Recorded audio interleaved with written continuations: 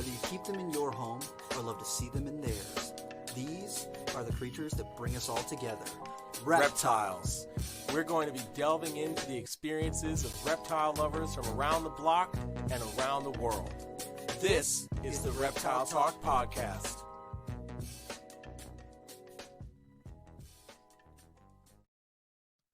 Boom! What is going on, everybody? This is Jeremy Turgeon from Brassman Reptiles. Robin, I'm keeping it real. Hey, what is up, everybody? I know there's a bunch of people already in the chat. Thank y'all for being here. Phil was here a second ago and then is failing at technology, so he'll be back in a second. Then we'll bring him on. Oh, he's back and it is again failing. Technical difficulties. But anyway, we'll get it figured out and we'll get Phil in here. So yes, everybody that is here, thank you so much for being here. We'll get Phil on in just a second. We definitely appreciate everybody jumping on. Just do us a favor and share this video. It's always a treat to be able to get Phil on and be able to monopolize his time for a little while. So please just share that. And let's get as many people in here as possible. And as always, sorry, Phil's texting me about his technology problems.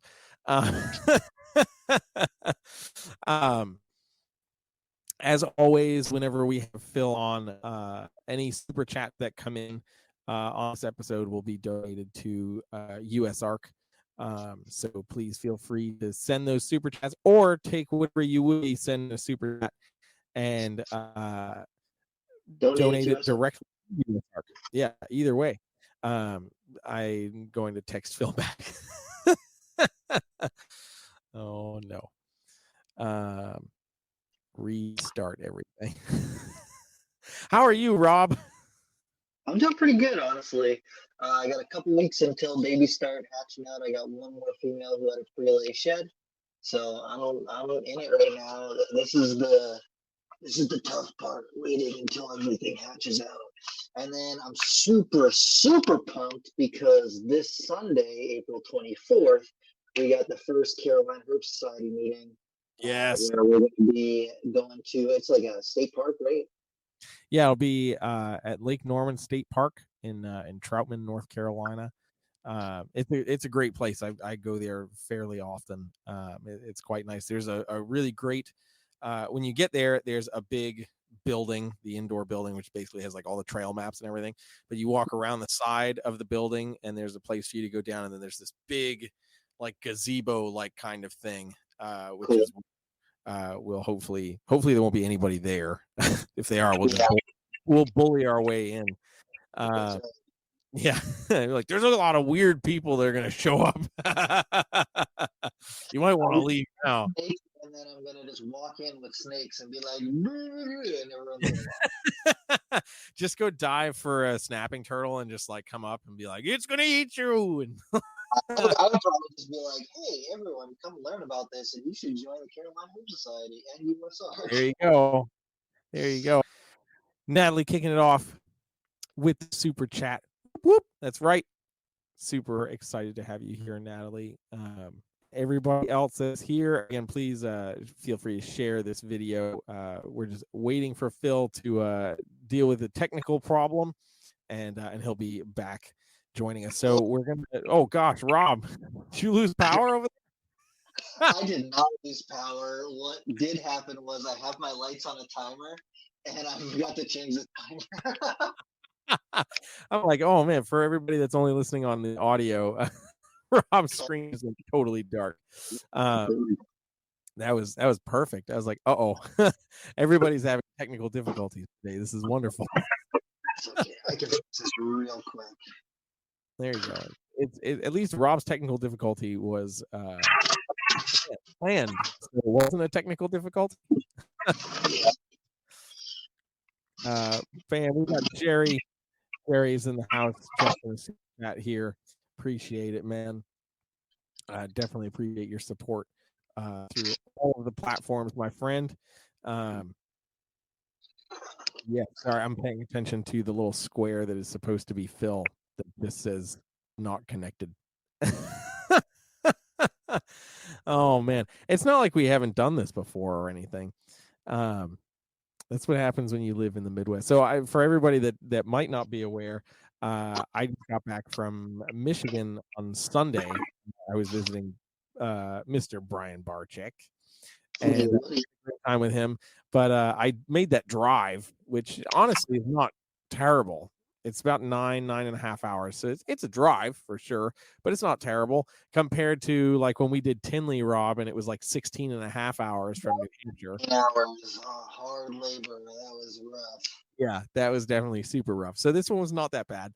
But I have to drive the entire height of Ohio. And talking about it, I'm already yawning. It's if you've ever driven through the state of Ohio, it's like there's 10 minutes of like, oh, this is civilization. This is, normal to very quickly nothing but cornfields and cattle and tractor supplies that are the size of Walmart's. Yeah. Which was both impressive and very frightening at the same time. Dude, I was just looking at how far it is if I wanted to drive to Tinley from where I'm at right now. And it's 13 hours. It's still over 10, which is cool. But, I just put in my time off for Daytona and for Tinley, so those will both be happening. Hey.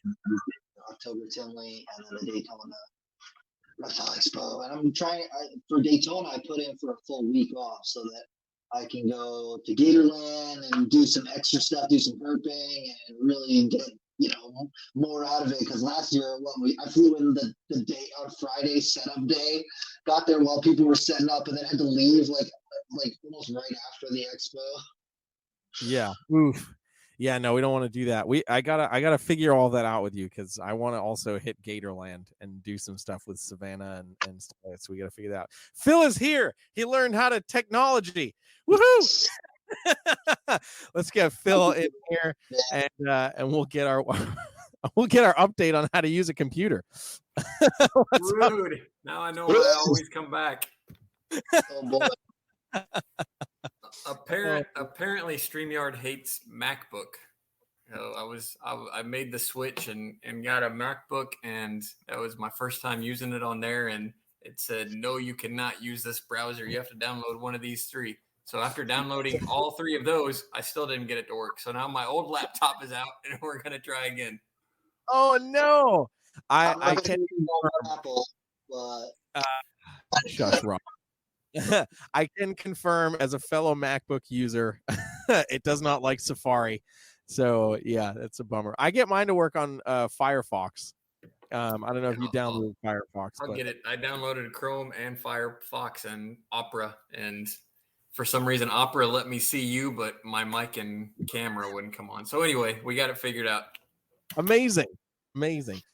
So you've been traveling quite a bit from what I gather. Are you just saving? You're saving us everywhere. I don't know about that. Trying, but yeah, travel is back. Yeah, heck yeah. Okay, so I mean, let's just dive right into this because I know there's a bunch of people that have a bunch of questions and stuff. And again, everybody that's here in the chat, feel free to drop questions. I'll try to pay attention to them, and of course, all the super chats that we get tonight are going to go right to USARK. So feel free to send those, or just send whatever you would send in a super chat and just donate it right to USARK. You can do that as well. So let's the big one. Obviously, we've got the Lacey Act amendments on the federal level. So what's the most up to date info on that for anybody that's not signed up for the newsletter and paying attention? Yeah. So the last big update was they finally named what are called conferees. So USARK have been talking about that since early February. Mm-hmm. So there's what's called a special conference committee that was formed with both senators and House representatives. There's pushing 100 conferees on there. So those were named, but then right after they named all those conferees, Congress took a recess. So Congress has been in recess for the last 2 weeks. So nothing has happened at all because all the federal legislators are back in their home states doing quote state work. So they come, yeah.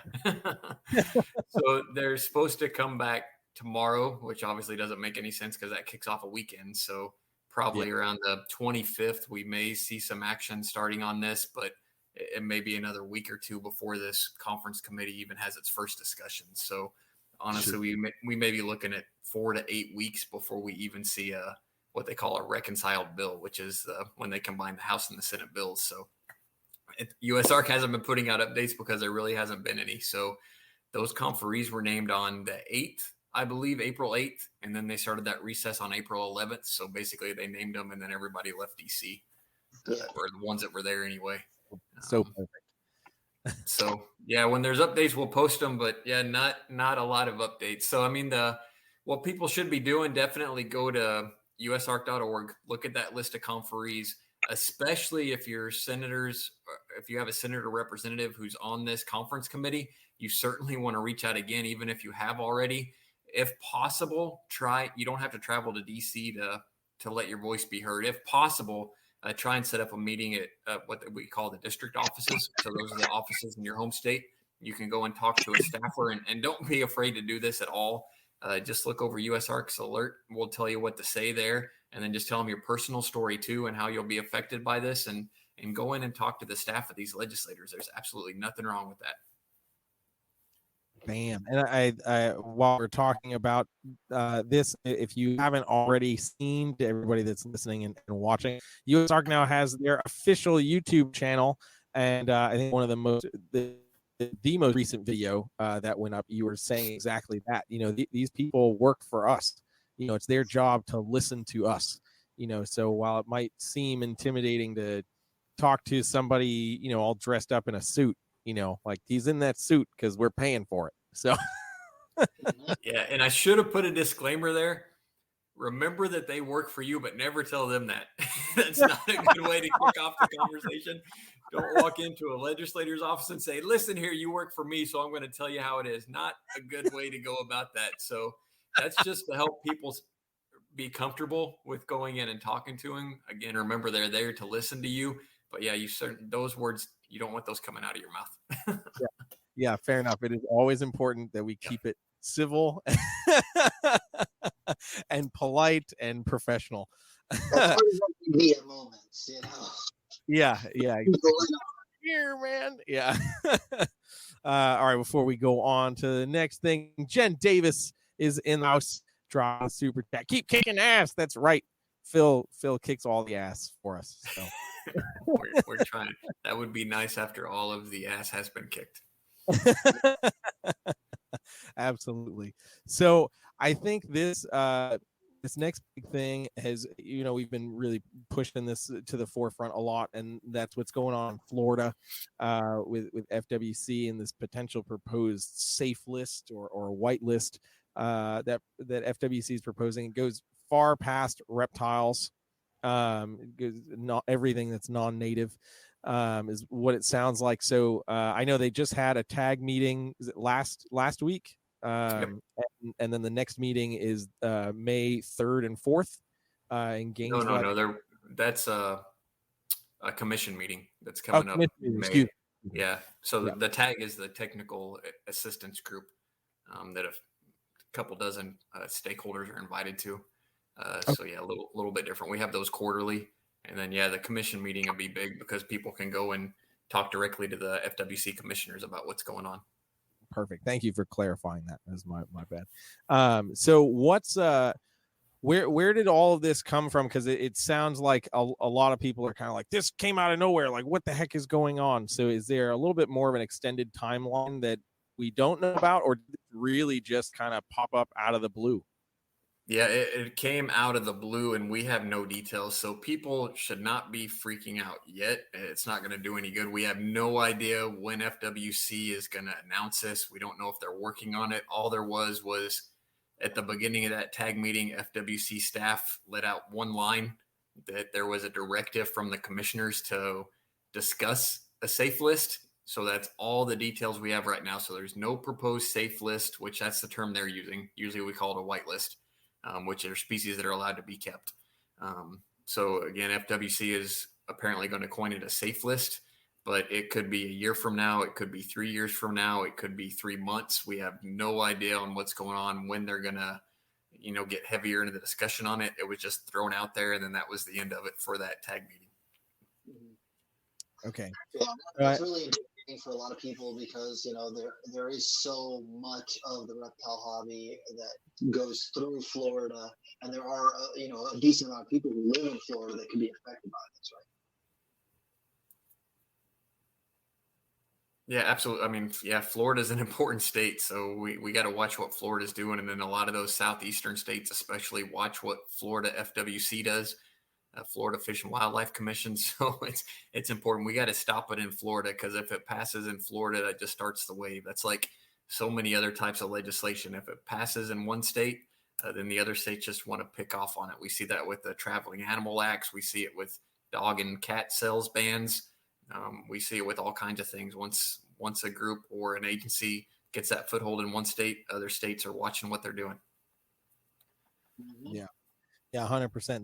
The states do talk to each other and watch each other. That's for sure. I mean, most recently, obviously the tegu the tegu bands that have been working their way from Florida now through the Carolinas, and potentially, inevitably, Georgia will begin to follow suit. I think Phil, I sent you a message of a video from the news. You're like, the invasive tegus are causing havoc, and it's like, what is happening? What? Yeah, Georgia's been talking about tegus for a few years already. So yeah, people in Georgia, I encourage you to get organized, get a group. I know there was the Georgia Reptile Society that was really active for a while, but just get organized. And again, you can't hesitate. I mean, reach out to the state wildlife agency and, hey, what can we do? Let's be proactive about this. I mean, we tried to do that in Florida. I mean, going all the way back to 2007, we were asking for a common sense regulation on tegus. I personally asked FWC multiple times, and it just kept, we'll get to it next year. We'll get to it next year. And then it got so bad, and they got new people in charge at FWC, and they came at us with this ban rather than sitting down and talk to us. And we've been trying to work on tegus for 15 years. So it certainly wasn't industry who was opposed to doing it. It was just the agency didn't work with us on tegus. Yeah. Yeah, I think that's also something. I think we bring this up every time we have you on, Phil, and that's realizing that USARK is not necessarily working to be like, you should keep everything. You should always have everything, whatever you want.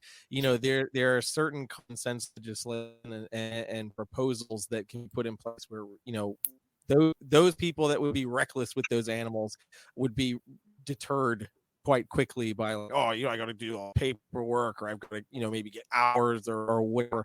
Those kind of things that encourage responsible keeping.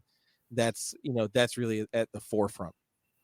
Yeah, I mean, listen, some people may get upset with me saying what I'm going to say, but a lot of times the industry says, we should just self-police ourselves, and we should do this, and we should do that. And I mean, there are some species, obviously the tegu being one of them at the forefront right now.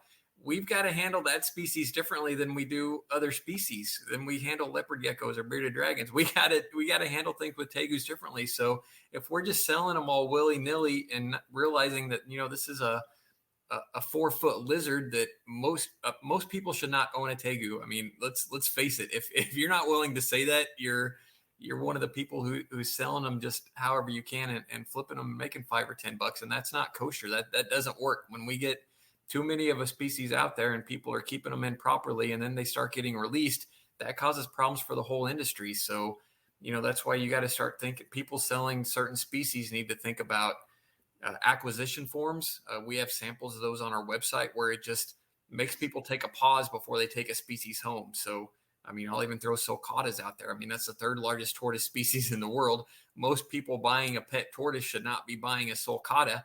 So again, make them sign something that says they acknowledge that this is the 3rd largest tortoise in the world. It's going to live for 50 plus years if it's kept properly. It's going to require a large space. You can't keep these things in a bedroom. I mean, that's just not when they get full grown. I mean, that's just not going to cut it. So I mean, there are certain species that industry and people selling some of those species just need to start looking at and handling those differently than others. Yeah, no, 100%. And especially in the Southeast, obviously, where more species can live than, up in the Northeast or Midwest or wherever. Right. No, it's absolutely right, man. I mean, there has to be, we have to go into the next level of thinking, especially as we're seeing all these things pop up. I mean, if we don't, then we're not helping ourselves. Then we're certainly not helping the future of the industry, continue. Yeah, Tim over at Intrepid Exotics. Sulcatas are wall destroying beasts. They will mess up your drywall. That is for certain. Yeah, 100%. And just so nobody spins what I just said there, I am totally not saying that there are not a whole lot of people who can keep reticulated pythons or tegus or sulcatas. There certainly are. We understand their husbandry well. Responsible keepers can certainly have those animals, but again, when there's too many of them out there and people are buying, baby retics or baby berms or baby sulcatas or baby tegus, even baby iguanas, and not realizing what they're getting into, again, I mean, we got to start explaining that, the species that they get bigger and require, a little bit more care. We need to make sure we're telling people that, so they at least impulse buying is not kosher. Yeah, and one of the things that I was thinking for a lot of these species, something that could also be applicable for people who keep venomous too, is microchipping could, maybe not solve some of these problems, but it can definitely help, be able to track where this animal went, where it came from, and sort of stuff, the person who's keeping it. And that's something that, if I ever produced a bigger species, that's something that I would want to do to make sure that the animal's able to be documented and followed, probably not as applicable for a leopard gecko or a bearded dragon, but something that gets significantly large or something that could pose as a potential risk. I think that could be a good alternative, especially in the eyes of the state, because people are already doing that with cats and dogs, to be able to follow, hey, this dog was with this person, this animal was or whatever. But being able to follow on those sort of things, I think that could be really, appealing to at least the governing bodies or whatever they're thinking about. Yeah, that is something we've seen. I mean, Florida required that for their conditional species, which then, 2 years ago, they went ahead and listed those as prohibited instead of conditional. But, that was a requirement. And that way, if an enforcement officer came to do an inspection and scanned your animals and there was a microchip number missing, obviously that tells that inspector that you had an animal get loose or it escaped. Or you let it go, which hopefully nobody's doing that down there. But again, it makes you liable to be responsible for all those microchips, and you had to keep a record of all that stuff. And it was crazy what people in Florida had to go through to have those conditional species permits. And then, like I said, the new direction with FWC down there, they decided that they were going to list them as prohibited anyway, which was really unfortunate. It's a shame. It really is. Like, I had some people asking me before I moved here. They were like, "Why don't you move down to Florida? There's lots of opportunities to work with reptiles and do all sorts of stuff." And I was like, "Nope, that is not.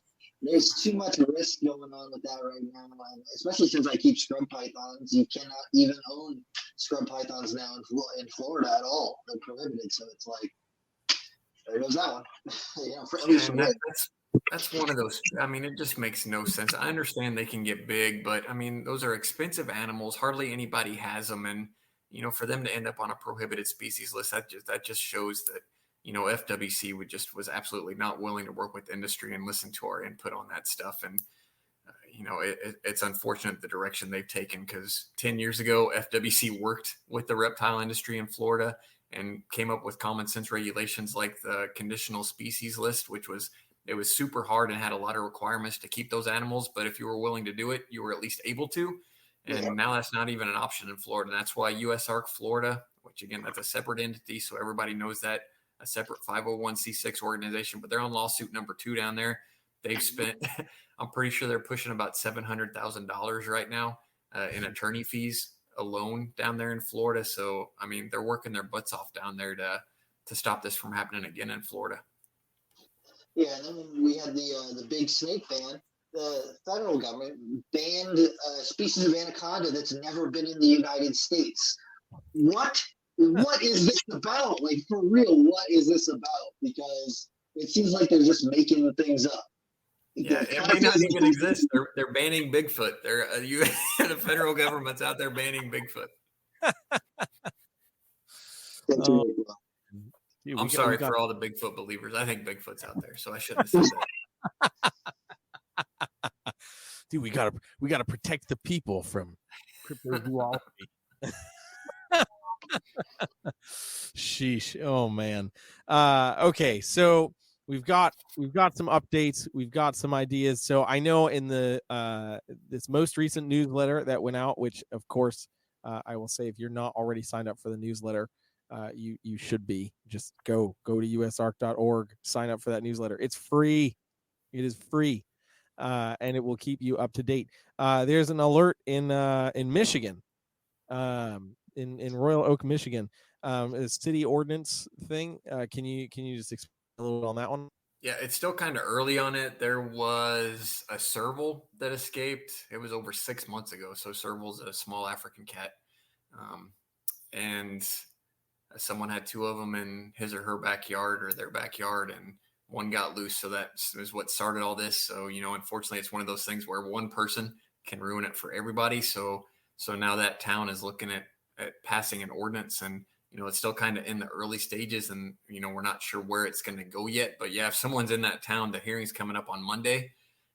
So we have all the contact information. We have the address for the hearing. If you can make it over there and get to that hearing, even if you're uncomfortable speaking, at least be in the room and maybe let it be known that you would be affected by this. So sometimes it's just bodies in a room, so that the council members can see this is going to affect a lot of people, and they're not just going to blow it off and say, oh, let's ban all this stuff. So the more people that show up, the better. Again, even if you don't speak, what you'll want to do is the people in opposition will kind of want to congregate to one side of the room or one area, so that the council can kind of see, oh, all these people are they're exotic animal owners or non-domesticated animal owners. So they're going to be affected by this, and then someone's going to speak. So just be kind of in the same area and congregate there. And again, you got to get there and make your voice heard. Otherwise, we'll get an extreme ban. If no one shows up, the animal rights people win. That's how it works. Mm-hmm. Yep, absolutely. We have voices in the room. People don't realize. I don't know if people don't realize, but for real, it feels like people don't realize how important it is for us to have a voice in the room. Even just a couple people showing up can make a real big difference. Absolutely. Yeah, for sure. I just want to highlight. Where'd it go? Right here. Andy, just saying hey from a supporter in Scotland. We definitely appreciate that for sure. What's up, Scotland? Right. You don't have you here. In the U.S. to support USARK. You can be from the UK. Just change your consonant and make it happen. We got those letters in the name, UK. It's in there. Yeah. There we go. even though Scotland's not the UK, it's okay. Oh man. Tim over at Intrepid Exotics, thanks for all of your hard work, Phil. Still working to get as many people as on board as we can here. Yes, absolutely. And Phil, listen, Phil does more work than I think the rest of the country does. I think that's a fact. I don't know about that, but since that popped up, I mean, that's awesome. So Intrepid Exotics is posting, and that's just, you don't have to go out, and obviously we appreciate it, asking for memberships, but just share our alerts and get people out there and just do a post. Have you contacted your legislators yet? I mean, we make it so easy for people to contact their federal legislators on this Lacey Act stuff. Just ask, and have people post what they sent or whatever, get a conversation going, because that encourages more people to do it. Because again, a lot of this is just people being afraid. They don't know what to say. Even though USARK puts out there what to say, when they see someone they know who has already done it, that will encourage more people to get involved. And, it takes a lot of voices at the federal level. I mean, again, if we got 2,000 or 3,000 or 4,000 people talking, that's not going to cut it. We need tens to hundreds of thousands of people, so that then they'll want to listen to USARK when we're in the room with them. Yeah, 100%.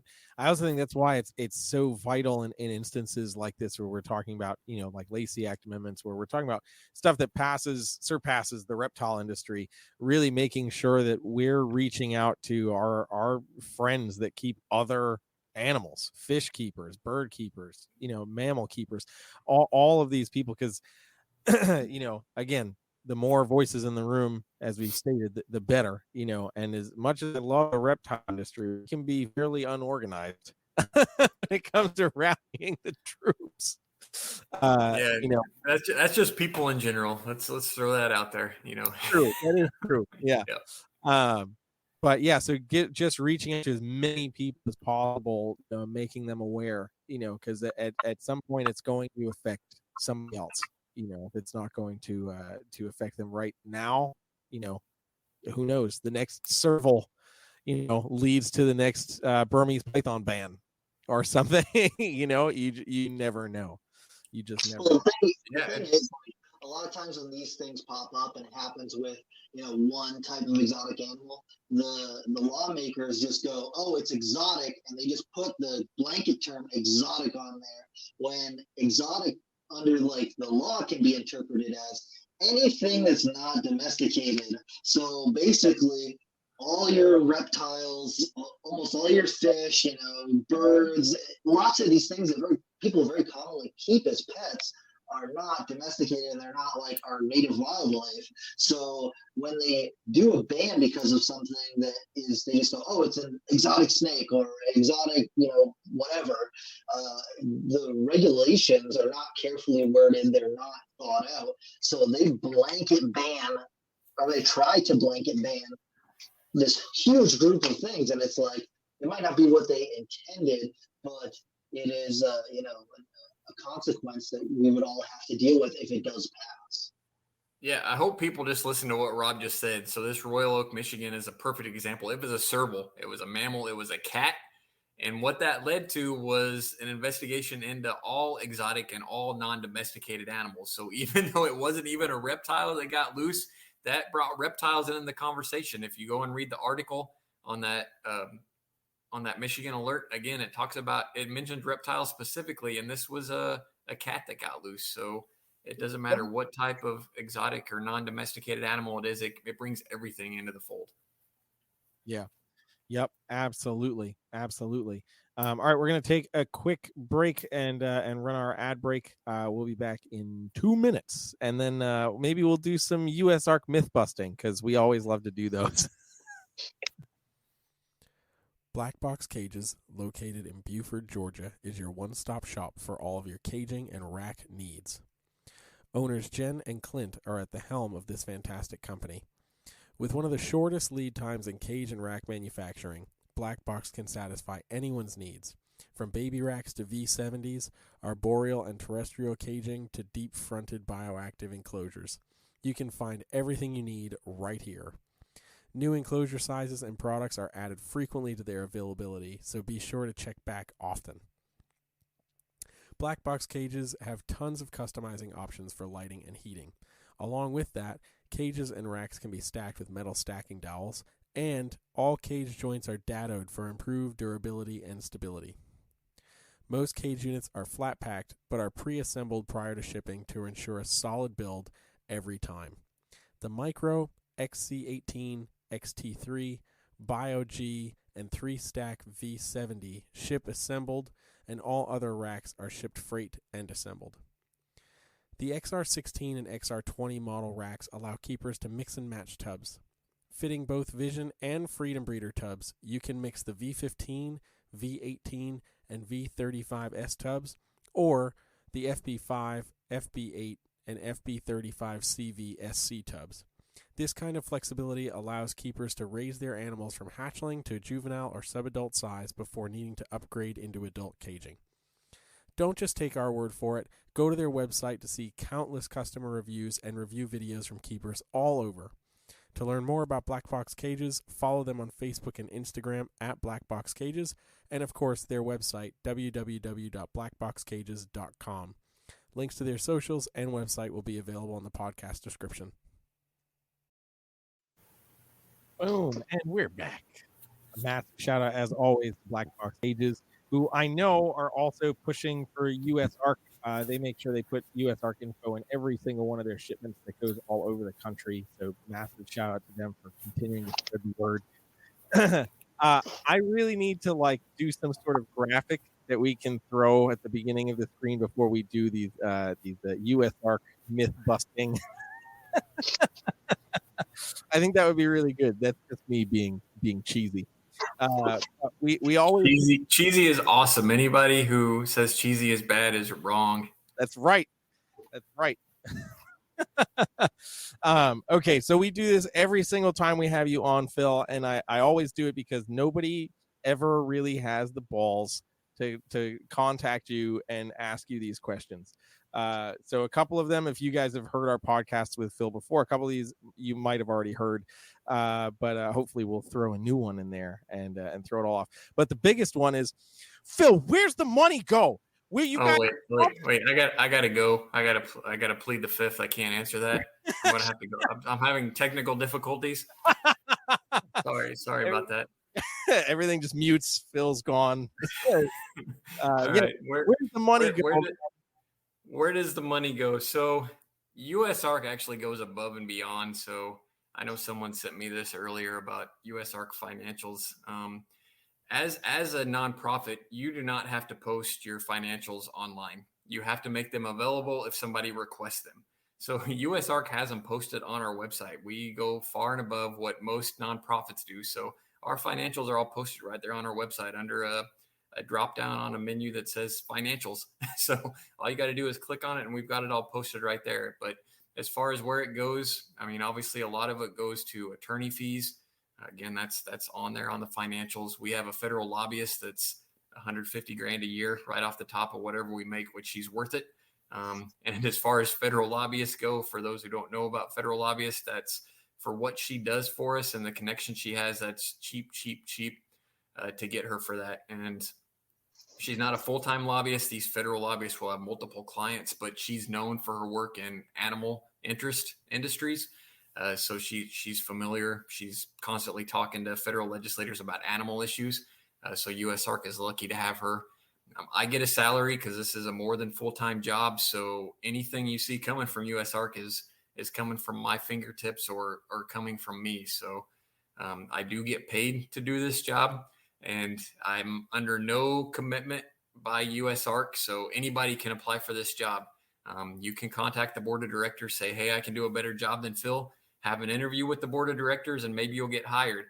If you're thinking to yourself, how can I contact the board of directors and who are they? You already failed and you can't be the president for USARK because it's posted on our website too. So if you want to find out who it is, it's right there in a link so you can track them down and find them. So if your research skills lack that badly, you're probably not going to be able to do this job.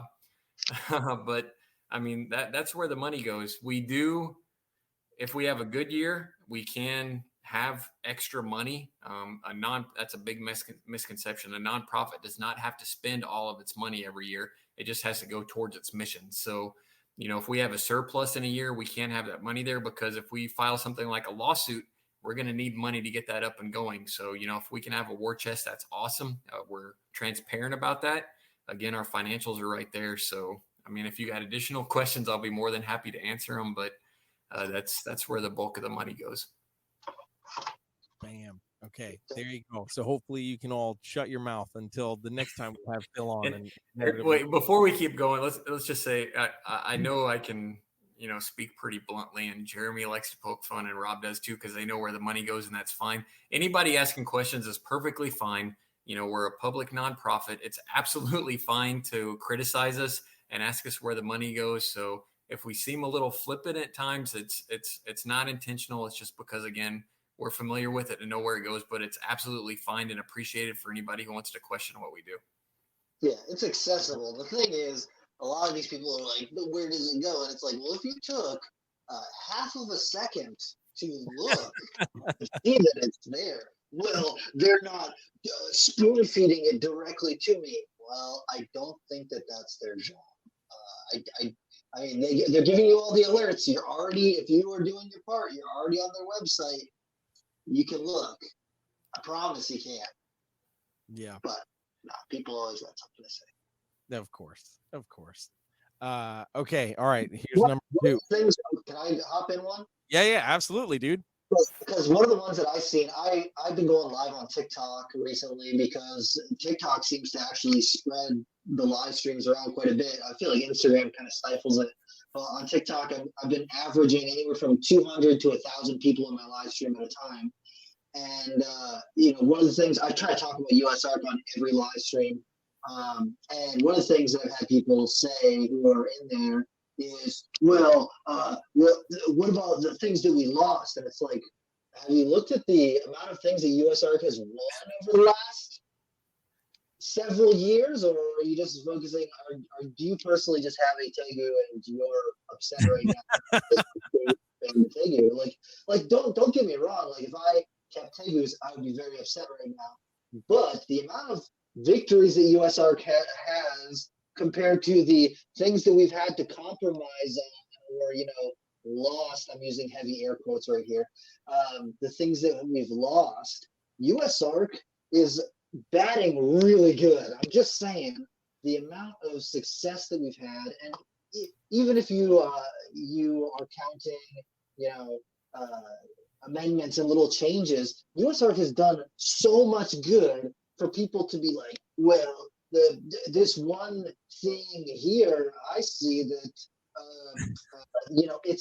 it's like, what are you really complaining about here? Because I'm pretty sure you still shop at Walmart, even though they support all of these companies that are ruining the rainforest and destroying all of these natural habitats. I'm sure that you still go there. But USARK was actually doing amazing things for our hobby and for these creatures, our ability to enjoy these creatures in our lives. You're going to sit here and criticize them? Really? That's what you're going to draw the line on right now? Yeah, we try and we're not perfect. And unfortunately, it is our losses have piled up. They've all been in the last 3 years. I mean, over the last 9 years, we've won 90% plus of the stuff that we've got engaged in. I mean, what baseball player do you know bats 900? I mean, that doesn't happen. So, I mean, sometimes we strike out, but I mean, we get in there, we make people aware of stuff. We do our darndest to get everybody engaged and working. And at some point, once, unfortunately, in some states, it takes a loss or two. We're seeing it in Florida now. It took a loss or two before people said, oh, we better start doing something. I mean, USARK Florida was doing the work. I was down there working with them. I mean, there were hearings during that Tegu and iguana legislation. One of them, Eugene Bissett from Ophiological Services, he was the only reptile keeper in all of Florida who showed up. There was another hearing. I was the only person that showed up. So, I mean, I understand people are upset, but with the limited resources that both those groups have, we can't go at it like some of these animal rights groups are getting tens of millions of dollars a year. We just can't. We can't have full-time lobbyists in every state. And unfortunately, it takes a lot of grassroots efforts to win some of these. And you guys have both seen it. When there's a hearing room full of opposition, we win. But when you go to a hearing room and I'm the only guy standing there, or Eugene's the only guy standing there, they blow you off. So, I mean, it takes more than one person showing up at some of this stuff. That's how it is. Yeah, and I try to explain that whenever I'm doing these lives and talking to people, but some people, they got their blinders on. They really are just set in their ways. And it's really unfortunate because we would like to extend out a hand and say, hey, look, we can work together. We can show up. We can change this. Even if you don't like USARK, show up to the meetings. Are you showing up to the meetings? Are you actually doing your part, or are you just talking smack on the internet? Because, Phil can attest. He's seen me at a bunch of meetings. I try and show up whenever I can. I think that I've sat in on 6 or 7 different states hearings, and not even all of them I've been a resident of that state. It's still important that we show up and do our part. And a lot of these people, they just want to have something to talk about, and it's a lot easier for them to hate and just say, well, I don't see the evidence, than to actually look for the evidence, which is kind of sad. Yeah, and I know not everybody can show up, and that makes sense. But I mean, everybody can send an email, everybody can mail a letter, everybody can make a phone call. So all that stuff adds up. So to say that, it's fine to say you can't show up, I understand, totally understand. Not everybody can take off work or get to these things because usually they are during the day. And when you're in like downtown Boston, it's a pain in the butt to get to those places. I think both you guys were at that one though. Yeah. So totally understand. But you guys also saw that room was over capacity. We were out in the hallway, and we even had a co-sponsor of that bill said, "I'm pulling my co-sponsorship of this bill because you guys told me about what's going on." So she had been misled by the animal rights groups, and she pulled her co-sponsorship right there at the hearing, which was, it's incredible to see. But you got to put in the work. And like I said, USARK does everything we can, but I mean, most years we're not even bringing in $500,000, which sounds like a whole lot of money. But you got to understand, when you're playing with politicians and you're going up one group, HSUS brings in almost $250 million, and we're bringing in $500,000. There's the difference between that M and that B in those words. I mean, it's tough. They're doing a lot more lobbying than USARK could ever think about doing. Yeah, and when you're saying that $500,000, you're saying $500,000. People are just thinking, oh, it's only $500,000. The legislation or the lawsuits that they just brought up in Florida, you said they were pushing 700,000. That's more than $500,000 already just in Florida, just on their lawsuits. So when the people are like, oh, no. It costs money. It takes time. It takes effort. People have to show up. We should donate as much as we can. There's great people. Nikki's out here, raising money for USARK. There's Black Box Caging. There's people out there who are trying to make sure that money gets raised. But if we can do more, we should try to do more. And it takes more than just the people who are listening to this podcast. I talk to lots of people just randomly, and they see a snake on my shirt, or they see me on the side of the road flipping a log or something. They ask me what I'm doing, and that's all an opportunity to just say, hey, do you know anyone who's got a pet bearded dragon or a leopard gecko? Because those people probably are not listening to the Reptile Talk podcast, but they have a reptile and their life would be affected by some of this legislation that's going on right now. So it's so important that we're not just in our own echo chamber talking to just the people who are listening to my voice right now, but talk to your high school teacher, or somebody who bought their kid a leopard gecko. It's important to get them involved and find a way to reach those people too, because this takes way more than the people who are in this room right now, or the people who are watching my live streams on TikTok, or watching Jeremy's live streams on Instagram. It takes more than just the people who are in our own little bubble. And that's one of the things that I encourage people to do on social media. Is I've got a lot of friends on my social media that are reptile people, and then I've got some people who I've met through other channels. And when I see those people get a bearded dragon, I'm like, post more of your bearded dragon.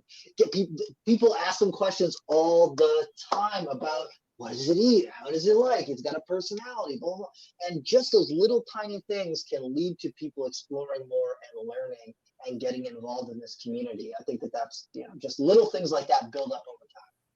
Yeah, absolutely. And it's so easy for us to talk to reptile people, but you got to get out of your comfort zone sometimes and realize that a whole lot of other people want to learn about this stuff too. Because I mean, I've been in the reptile industry for 20 plus years now, and it's amazing to see how much it's grown and what a reptile show looks like now versus what it looked like 20 years ago. I mean, there's the audience is just totally different. And reptiles are just popular as pets because, let's face it, dogs and cats are a true pain in the butt. I mean, not everybody can take their dog out 4 or 5 times a day to go to the bathroom. You don't have to take your leopard gecko or corn snake out and walk it 4 or 5 times a day. And especially with snakes, I'm not going to say you don't have to take care of them properly, but let's be real. Taking care of a corn snake or ball python is far less hours per week than taking care of a dog or a cat. So, and people living in apartments and the urbanization of America, because people don't have yards anymore. Reptiles have just taken off. In the last 20 and then even more in the last 10 years. So they're popular and there's a reason for it. And it's great to see. Yeah, absolutely. That's the key. We have to talk. We have to have those conversations. And I was just talking about that with Mr. Bacek the other day, when we're talking about if you are on social media and the vast majority of the people on your social media are just reptile people, so all you see is reptile content all the time, you have a very skewed understanding, unless you know. Sorry, Rob. Unless you know what's actually happening, you have a very skewed understanding of how the world views what we do. Because exactly as Phil was just saying, that how the industry has changed and grown over the last 20 years is amazing. But if you see one, local news story about, a snake, somewhere, you look at the comments, there might be one person who's like, oh, that's a blah, blah, blah, and can tell you about that snake, to the 10 other people who are like, blah, snake, and like losing their mind. And it's like, that's more of the reality of how we're viewed. So being able to take advantage of those situations, somebody sees a snake on your shirt, or, why are you walking around with a superhero t-shirt on? That's really just Justin trying to be cool. Like having those conversations, that opens up the door for everything. Cause I see it popping up in the chat right now. Education is key. Education really is key. Okay. So here's another myth to throw at you, Phil. Yep. All you do, Phil, is sit there and write posts on Facebook and do Rattlesnake Fridays. What else do you do? I like Rattlesnake Fridays. I'm just going to say it. Yeah, Rattlesnake Fridays are awesome. And to get on Rattlesnake Fridays for a second, USARK did not coin that. I believe it was the Snake Preservation Center. Geez, I should check that out first before I even say it. But we were not the originators of that, but I believe we've been doing it the longest. And every Friday for 9 years now, we've had a Rattlesnake Friday post. So you love those, yeah. Center for Snake Conservation. I think that's what it is. Cool. Someone check that out for me. But again, kudos to whoever came up with Rattlesnake Friday, and we've tried to keep it going. But yeah, as far as what I do, social media is at the bottom of the list of the things that I do. So any of the alerts that anybody sees from USARK, those all come from me. So every morning and throughout the day, we get alerts through our LexisNexis legislative system, and also even Google, because a lot of the local and county ordinances, they don't show up through our LexisNexis system. That's for state and federal.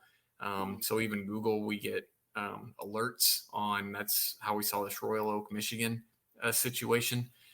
So yeah, it's constantly all day just monitoring stuff. And then so on a typical day, especially January through May, I may pour through almost 200 emails, and I have to scan the alert systems from LexisNexis and see if it actually affects us. And then if it does, then I've got to produce the alert and all that. So all that is coming directly from me. So all the website updates, all the stuff that gets posted to the website is coming from me. So yeah, it's more than a little bit more than social media post. Any of the lobbying efforts, me flying down to Florida, I was just down there last week. I'm going this week for a big National Animal Interest Alliance conference, which is another important group to know. So yeah, there's a lot of travel involved. Pre-COVID, I was on the road over 100 nights a year. So there's a whole lot of travel involved with this job, and yeah, I could probably keep going, but yeah, it's more than social media posts. And actually nowadays the social media posts aren't even mostly coming from me. We do have one part-time person who's awesome, who does a lot of the social media posts. So yeah, I'm not even going to take credit for all of those. Yeah, and Phil is also riding coach on Spirit Airlines with his knees to his chest with no checked baggage. He's just like perched right up in there, like cannonball style, for however long it takes him to fly to get to where he's going. So, just saying.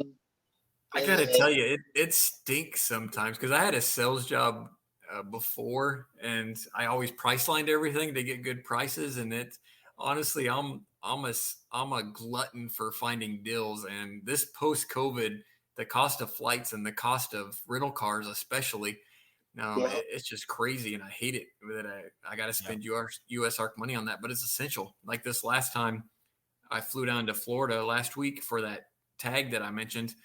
I had to fly into Tampa and drive to Ocala, which is almost 2 hours north. So I couldn't Uber.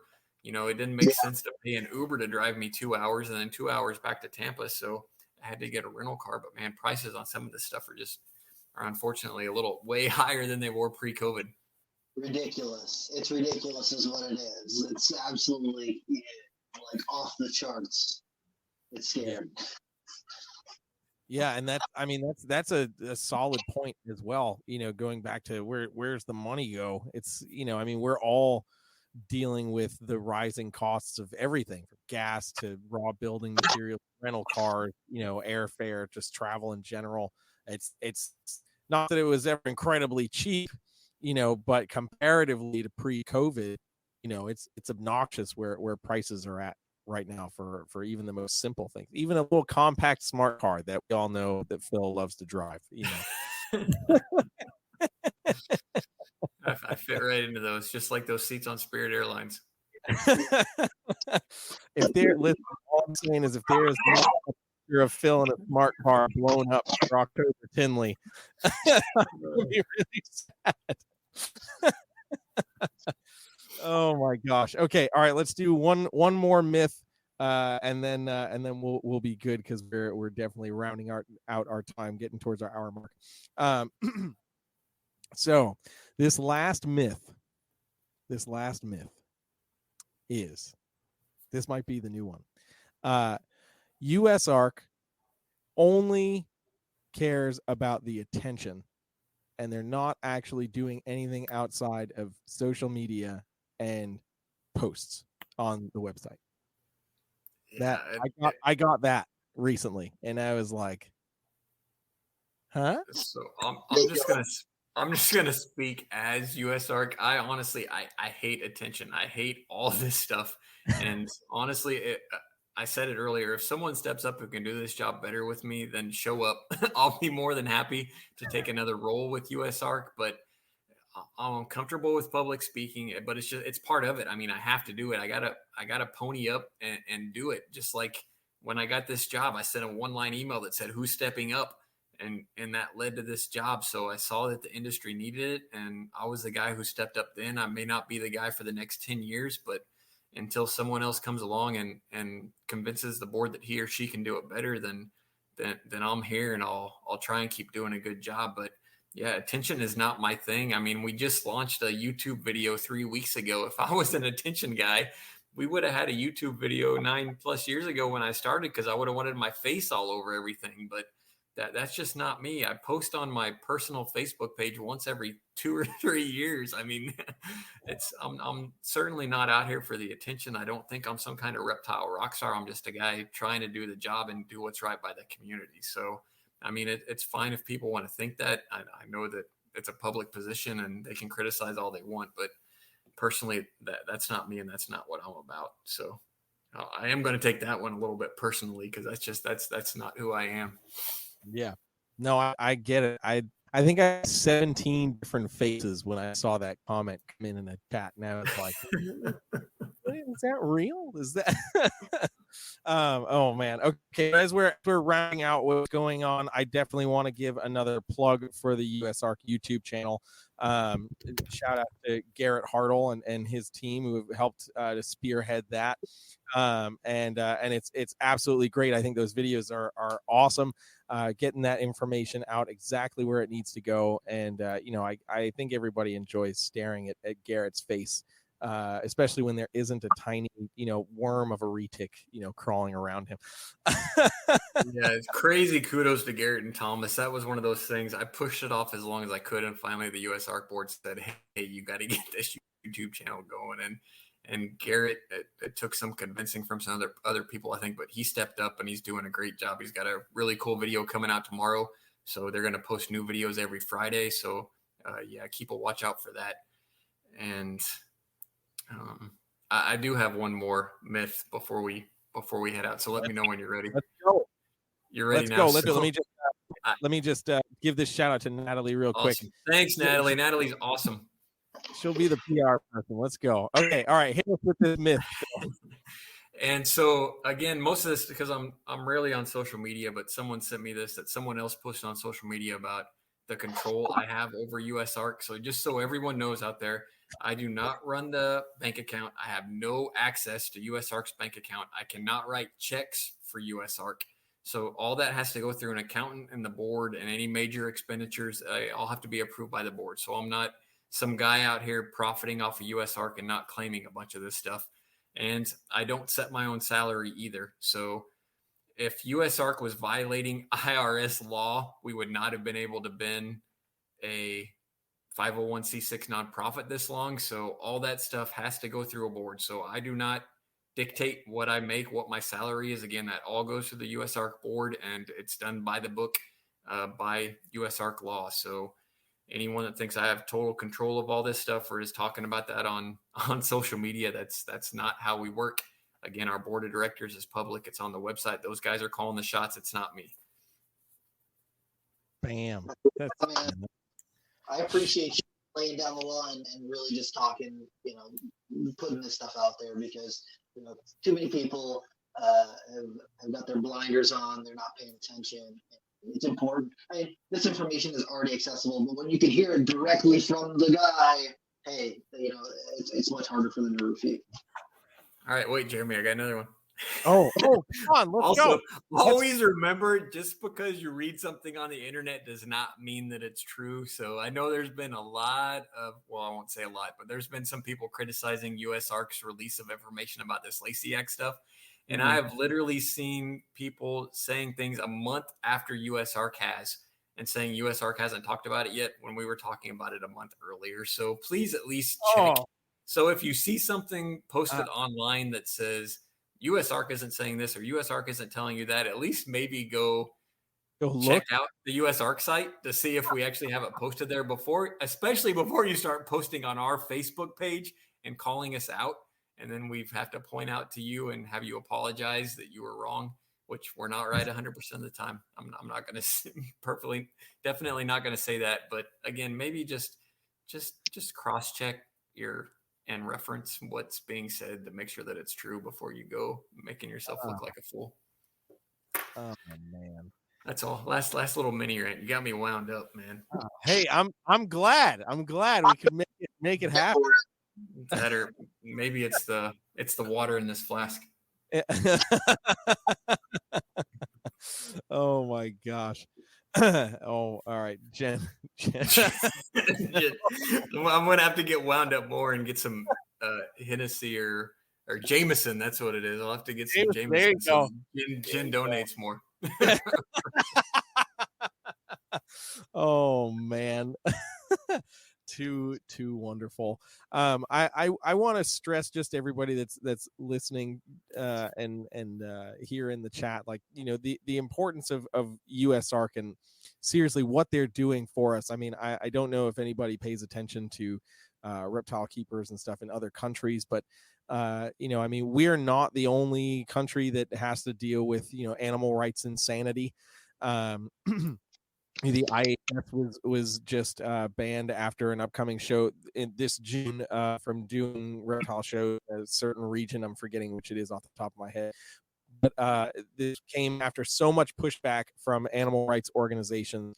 And now the IHS, which has been around for decades, has lost a bit of their territory to do what they've been doing for decades. So the importance of USARK is astronomical, and we just with a simple glimpse of what's going on in other countries, we can quickly find out, where we could be headed without having a substantial organized voice. And somebody like Phil that's able to be in the room, make the phone calls, get the information out. You start to see the uproar from people in other countries. And we had no idea. We didn't know. What do you mean? What's going on? And and that it sucks to see, so I would encourage everybody to, if you're not following other reptile keepers in other countries, take a look at what some of those other people are doing, and, and reach out and see if there's a way that you can help spread the word for them. I think probably in the coming weeks, we'll probably be talking with Gavin from Balls to You out in the UK, to talk a little bit about the IHS issue and what's going on in the UK with some of their legislative stuff, because it's happening everywhere. So please, guys, just really understand that the value that USARK has for us. We would not be where we are now if it wasn't for what this organization has done since the very beginning, really. So I appreciate that, and that stinks. So Chris Newman has a great post, which Chris Newman is an awesome guy over in the UK, and he's got a great post about what happened to the reptile show over there to IHS, and it's unfortunate. And one of those groups, World Animal Protection, has been trying to do the same thing over here in the US for years. So, and anybody who talks about, reptile people in the reptile community being targeted by these animal rights groups, you're wrong. It is every animal. It is dogs, cats, reptiles, birds. It's farm animals. They're trying to end it all for us. And really what people need to do even more than talk about USARK is talk about animal rights and HSUS and ASPCA and PETA. They're all the same groups. They all have the same agenda, unfortunately. And people need to realize, Humane Society of the United States hired someone who used to work for PETA, Ingrid Newkirk. And again, the writing is on the wall on where they're going, and they're attacking us all. So you need to support, whether it's a breed ban on dogs in your city or whatever it is. Again, they're just taking rungs off the ladder until they get to the top, and they're knocking us all off. So everybody's a target. So please, please, please realize what the animal rights groups are doing and who they actually are, because all of them aren't transparent as USARK is with what we're doing. so true. And I got to highlight this from Benny for Phil's JMO. That's awesome. I'll make sure the board of directors sees that so that I can take that $9.99 and apply it to mine. Exactly. I'll throw in the extra money to make it for you. Oh, gosh. Oh man. All right, Phil. So you know the deal. We got to ask you the final wrap-up question here. So with everything going on and all of your wonderful travels protecting our asses, what in the realm of reptiles, sir, has you actually excited and not morbidly depressed about reptiles? I should have thought about this. Well, the biggest reptile show that I was recently at was Tinley, and it was crazy. So that's their March show, which they usually call their small show. So this is NARBC Tinley Park, Brian and Bob's show. And that Sunday at that show, which most people know 2-day shows and Sunday is usually almost dead, you couldn't even walk around that show on a Sunday. It was just crazy. That show has gotten so busy that they're selling tons of VIP tickets. Just people know how crazy it gets. So they're selling access on Friday and early on Saturday and Sunday. And to see a show that busy on Sunday was just, again, anybody who doesn't realize or doesn't accept that the reptile community is just growing, which there are a whole lot of reasons for it that we went into earlier, but that was just so cool to see a Sunday of a 2-day show being that busy, because that means that many people are jazzed about reptiles. And plus it means that people were there on Saturday and Sunday, which is, I'm not going to lie, I'm a total reptile geek. When I started, I've been to every NARBC since 2001.